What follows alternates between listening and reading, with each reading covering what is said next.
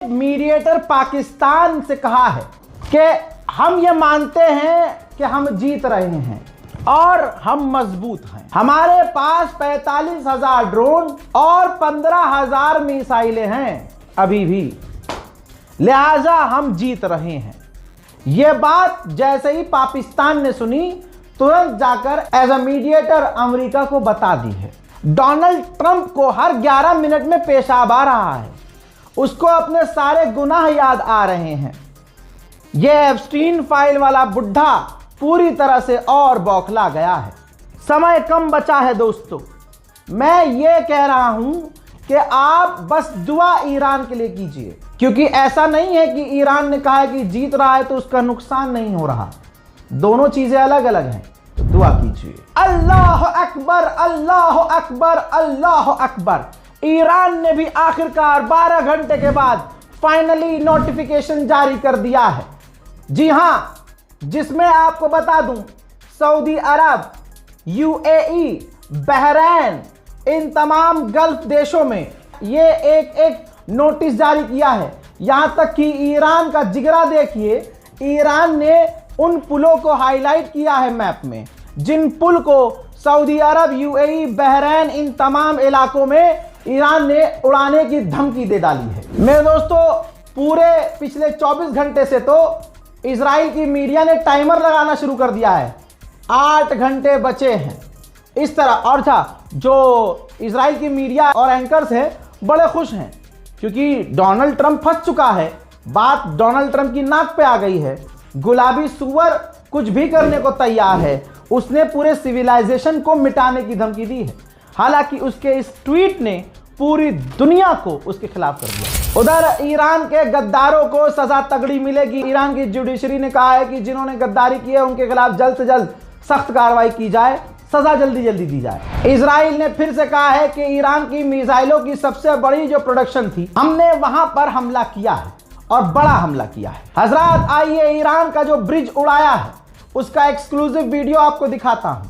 ये देखिए किस तरह से अमेरिका और इजराइल ने एक ब्रिज वेस्ट ऑफ तेहरान में मिसाइल से उड़ा दिया है। उधर धोबी का कुत्ता पहलवी, अब जब अमेरिका और इजराइल नहीं सुन रहे, उसके समर्थक भी अब उसके साथ नहीं हैं, तो अब यह आईआरजीसी से कह रहा है कि सरकार गिरा दो। भाई साहब, मैं कह रहा हूं आईआरजीसी से ये कह रहा है, अगर ये रजा पहलवी आईआरजीसी के हत्थे चढ़ गया तो भाई साहब मिसाइल चूतड़ में डाल के मुंह से बाहर निकाल देगी आईआरजीसी, क्योंकि आईआरजीसी की वजह से ही आज ईरान बचा और टिका हुआ है। जो बात अमेरिका की पूर्व उपराष्ट्रपति ने कमला हैरिस ने अब कही है, मैं 3 घंटे पहले अपने समर्थकों और अपने चैनल पर यह बात बोल चुका था, अपने लोगों के बीच ये रख चुका था बात। अब सुनिए, बल्कि पढ़ लीजिए। कमला हैरिस ने कहा कि प्रेसिडेंट जो अमेरिका का है डोनाल्ड ट्रंप, वो वॉर क्राइम का ऐलान कर रहा है, पूरी सिविलाइजेशन को मिटाने की बात करके। ये वॉर क्राइम है और खतरा पैदा कर रहा है। उसके पास कोई प्लान नहीं है कि जंग से बाहर कैसे निकले और जंग खत्म कैसे करे। ये जो उसने ऐलान किया है, अमेरिका और अमेरिका के लोग उसको सपोर्ट नहीं करते। ये रैकलेस है, ये घिनौनी हरकत है। जो हमारे सर्विसमैन हैं उनको वॉर क्राइम में ढकेल रहा है, उनको आग में ढकेल रहा है ट्रंप। पूरी अमेरिका की जनता को इस वॉर क्राइम, वॉर के अगेंस्ट, यानी इस जंग के खिलाफ खड़े हो जाना चाहिए। उधर पॉप ने, जो पूरी दुनिया के ईसाइयों के धर्मगुरु हैं, उन्होंने भी कहा है ये जो पूरे ईरानियों को मिटाने की बात ट्रंप ने की है, ये एक्सेप्टेबल नहीं है। सोचिए, जिस धर्म से ये सुअर आता है, उस धर्म के लोग उसके धर्म का धर्मगुरु कह रहा है कि ये बर्दाश्त नहीं किया जाएगा। ये घटिया तरीन बात है। अमेरिका की आवाम ट्रंप के खिलाफ है। एक अकेला सुअर, गंदा सुअर, गुलाबी सुअर पूरे इलाके के माहौल को बिगाड़ कर रखा हुआ है। अपनी जिंदगी तो जी ली इसने, जिसको चाहा उसने उठाया, एप्स्टीन आइलैंड पर ले गया, उसके साथ जो करना था किया और फिर मारकर उसका खून भी पिया। पूरी जिंदगी इसने अय्याशी की, अब सारी जिंदगी हराम के जने ने जी ली। अब जो आज की नई पीढ़ी है उनकी जिंदगी को बर्बाद कर रहा है। हजरात, लीजिए बड़ी खबर, बहरैन ने अपने तमाम पोर्ट बंद कर दिए हैं। कुवैत ने अपने लोगों से कहा है कि घर पर रहो, घर के बाहर न घूमना। तीसरा देश खुद अमेरिका अपनी गवर्नमेंट ने, अमेरिका की गवर्नमेंट ने अपने यहाँ रहने वाले अमेरिकी मुसलमानों से कहा है कि सऊदी अरब जाने से पहले अब सोच लेना, हज पर जाने से पहले सोच लेना। अब एक अपील मैं भी करना चाहता हूं। एक तो मेरा दोस्त कालिया अनस भाई, सुन मेरी बात, मुझे पता है तू सुनेगा तो है नहीं। जब तू धुआं देखता है तो फौरन गाड़ी, क्योंकि लाइसेंस आ गया तेरे पास, इंटरनेशनल लाइसेंस है, तो फौरन अपनी फरारी निकाल कर तुम निकल जाते हो धुआं देखने कि वहाँ हुआ क्या है। तो देखो, तुम्हारी गवर्नमेंट ने कहा है कि मुन्ना चाय के बहाने, ठीक, या पापड़ के बहाने बाहर मत निकलना, वरना चाय पापड़ के बहाने दुबई की पुलिस झापड़ मारेगी। कलुए, घर के अंदर रह। तमाम मेरे भाई और बहनों से जो दुबई में रहते हैं उनसे गुजारिश है, जहां भी गल्फ में आप रहते हैं, मेहरबानी करके घर के अंदर रहिएगा। धुआं धमाका देखकर मोबाइल हाथ में मत लीजिएगा। और मुझे भाई आप लोगों से कोई अपडेट नहीं चाहिए। लोग जो अपडेट देने की कोशिश कर रहे हैं, नहीं भाई, मेहरबानी करके मेरे लिए आपकी जान की अमान ज़रूरी है, मुझे मत दो अपडेट। आप लोगों की मोहब्बत में लोगों ने मुझे इस लेवल पर लाकर खड़ा कर दिया है कि अल्हम्दुलिल्लाह मुझे वीडियो और प्रूफ दिखाने की ज़रूरत नहीं है। मैं खड़ा होकर कह भी दूंगा कि भाई कुवैत पर हमला हुआ है, लोग मान जाएंगे।